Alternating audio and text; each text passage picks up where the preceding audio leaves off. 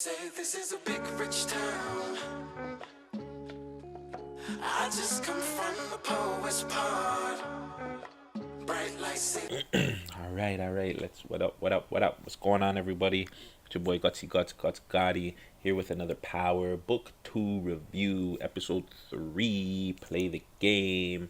Last week was a little bit of letdown for me. Wasn't really feeling last week's episode, so this week, they lifted my spirits a little bit. So you know what to do: follow, subscribe, comment, like, do all that internet YouTube stuff. But I want to get right into this review. Play the game, man. This episode started off Drew and Kane. I guess they're in New York. I can't remember if they really tell you what city they're in, but I believe they're in New York, whatever. So they're driving around New York, doing their drops, picking up some money, just going around showing, I guess their program of their runs. And in the scene here, or this first little segment, it was kind of to show you obviously the differences between Drew and Kane, right? So they get to the last little drop there and interact with a little Indian youth there, but he doesn't have all the money, right? Kane, not so unpredictable, just knocks homie out, breaks his nose. He's just not having it, like he wants to kill dude. Drew kind of takes him off and like, come on, Kane, relax. Tells homie, let him like, yo, next time I'm not gonna be able to make Kane control his anger. So the whole point of this segment was just kind of also to show you the differences between Drew and Kane, which will go on for the rest of the episode. Like, Kane's the bad boy, Drew is the more laid back, calculated psychopath, as people would want to say. They show Tariq messaging Diana, pretty much thanking Diana and the mom for getting the pill and the phone into her.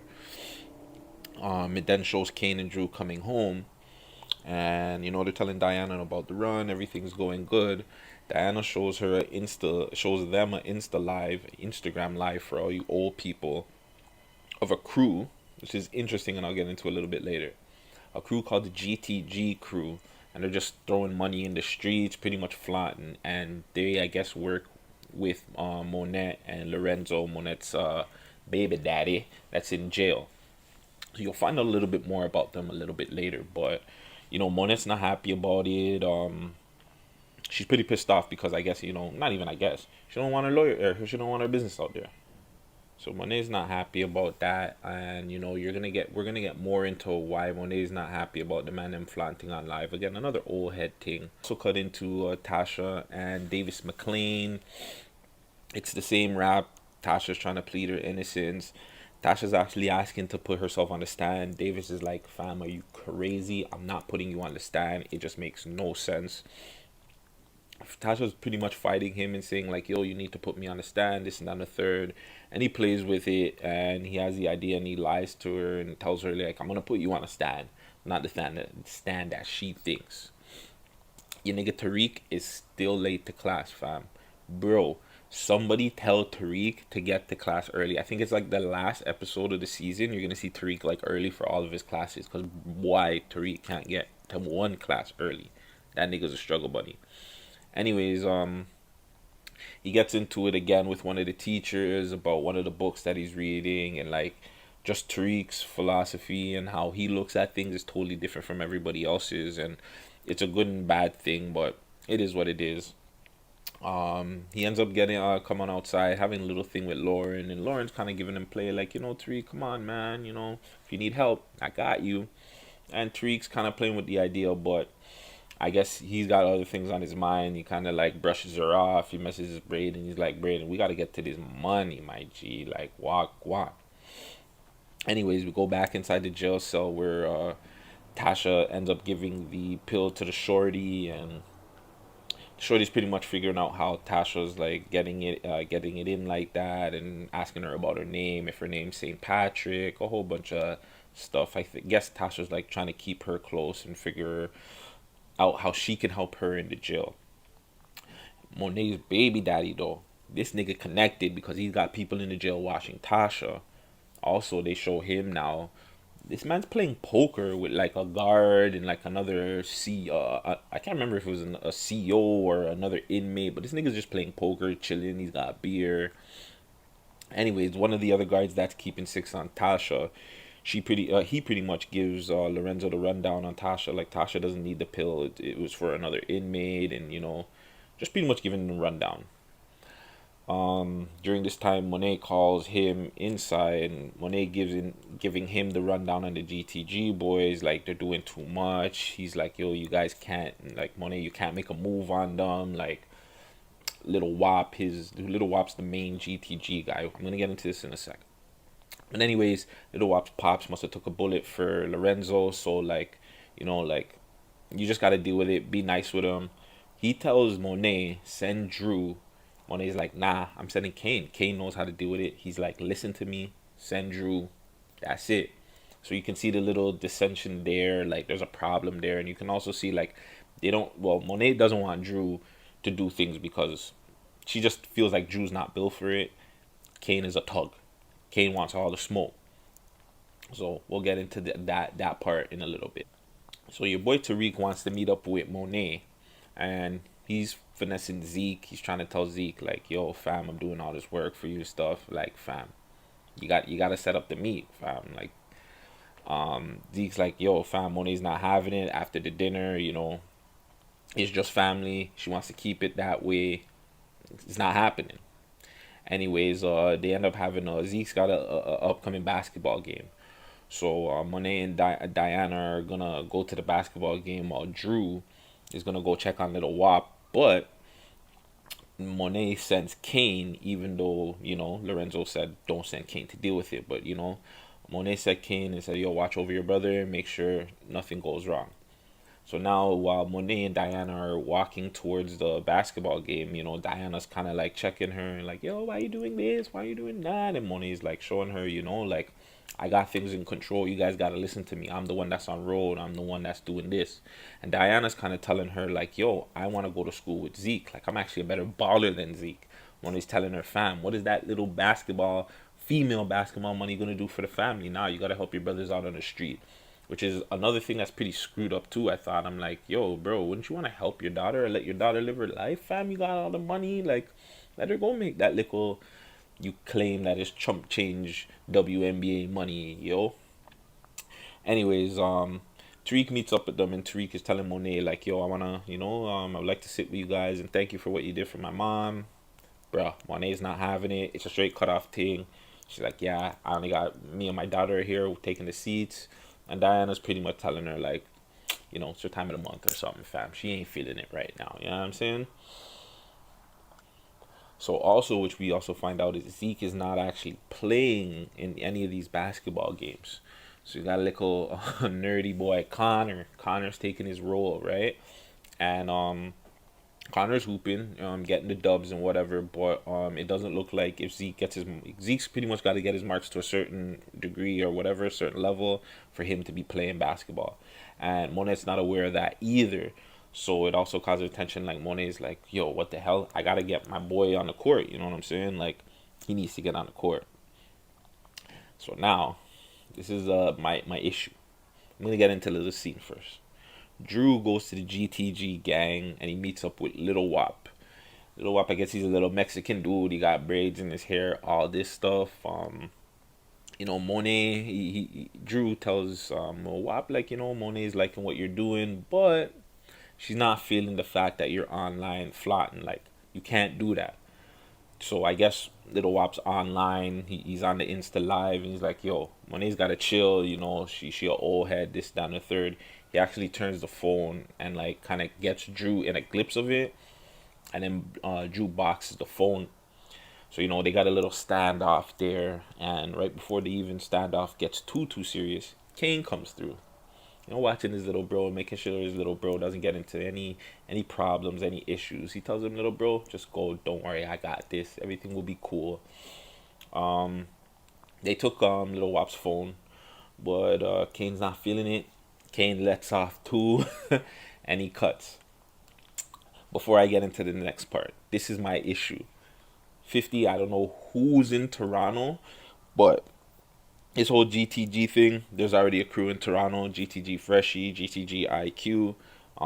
Yo, fam, give the Toronto man some love, bro. Hit them up. I don't think they on any charges or anything. Hit them up and let them get into a 1-2 episodes. Like, wagwan, you can't be taking the man's whole crew name. Like, GTG is a Toronto crew. I'm gonna flash a little video here for you guys, maybe, and send them some love. But yeah, shout out GTG Freshie, GTG IQ. I seen that and I was like, yo, how the man them taking the Toronto things, bro? It's a little disrespectful, B. Not feeling it. Not feeling it. But yeah, back to the show. Anyway, so Drew and Kane run off now. Kane, crazy ass. Cops actually pull up to the ends. So they're on the run, running away from the cops. One of the cops, random dude. The other cop is actually Monet's boothing. So it makes the things a little bit interesting when the next cop is actually ready to pull up on Drew and Kane. Sorry. And it looks like it's going to be another standoff where Drew or Kane's going to have to shoot the cop. But the next cop actually saves both of them and says, hey, yo, I seen him go this way. I seen him go that way. So the cop gets into the car. They end up driving off. So yeah, shout out to Monet's boothing for saving the day. So now Davis McLean gets Tasha. He gets Tasha to, come in. She getting all dressed up and everything. Tasha's nervous. Comes through the trial and she realizes, hey, this is a mock trial. It's a fake trial. We're gonna get like a real jury, a real judge, but nothing that you're gonna say here is gonna mess you up in the actual real trial, right? So she goes through her part. Davis McLean asks her a bunch of questions. She feels like she kills it. Then they get homegirl that she fired, Tamika Washington, whatever the homegirl's name is, and yo, that girl goes in on Tasha's ass. Pretty much the whole jury votes against Tasha, and Tasha's like, yo, I don't know. She feels like this might not work. You know what I'm saying? She's got to do whatever it takes to make sure Davis McLean gets her off because things is definitely looking sticky. So Diana ends up calling pops. Diana ends up calling her pops and explaining to her pops like, yo, I want to go to school. Like, I don't like the way Monet's running things. I'm just not feeling it, right? So I guess Lorenzo tells Monet like, you gotta come for a conjugal visit. So Monet comes in and they're getting the lovey-dovey on. She's rubbing on his chest and all that good stuff. And then he tells her like, yo, the way you're running it, it's not working. Like, Kane is unpredictable. Diana needs to be in school and Drew needs to be running the organization. And yeah, they pretty much have a little kickoff. They're not feeling it. Monet's not feeling it. She doesn't like GTG. She wants that whole crew to get cut off. But Lorenzo's like, yo, fam, listen to me. If you listen to me, like, I wasn't able to take care of you outside, but I should be able to take care of you while I'm inside. You just gotta listen to me. I don't know how that's gonna work. You can already see like there's gonna be a big blow up there, but whatever. Anyways, Tariq comes now and he gets his paperwork, and his paperwork has a no credit. And he goes to the white professor. He's asking the white professor, like, yo, wagwan, fam? Like, I thought my shit was good. He was like, yo, I thought it was good, but professor of my stature, I don't be grading papers. Y'all gotta talk to the next homie there. So he talks to Professor Reynolds, the next black dude, Jabari Reynolds. He gives him this lame ass speech why he didn't give him the credit, and black people and this and da da da da da, and it was just dry. Again, these two teachers here, they serve no purpose. Him and the next one. The next one did the same Jabari. You get into some sex scene with some gal, some student, and then the shorty that he's feeling for, she comes in her office and she hears them smashing, and it's just like, bro, you guys are whack. Take this part out of the show, please. Power book 2. If you hear me, take this part out for next season. Courtney Kemp doesn't need to be in the show, bro. Doesn't need to be in the show. Anyways, Monet now comes back to the house. She's looking for Diana, and she's pretty much knowing like, Diana, you spoke to your pop. She's like, no, I didn't speak to my pop. She's asking her for the burner phone. She looks at the burner phone. She sees, oh, you didn't call your pops, like, but something's up. Like, I know, like, you gotta listen to me. How I run things is how it. She ends up finding the burner phone and telling like, Diana, listen, bro, like, I run things. You're gonna listen to me, and like, that's how it goes. You're not going to school. We gonna run the street shit, and that's it.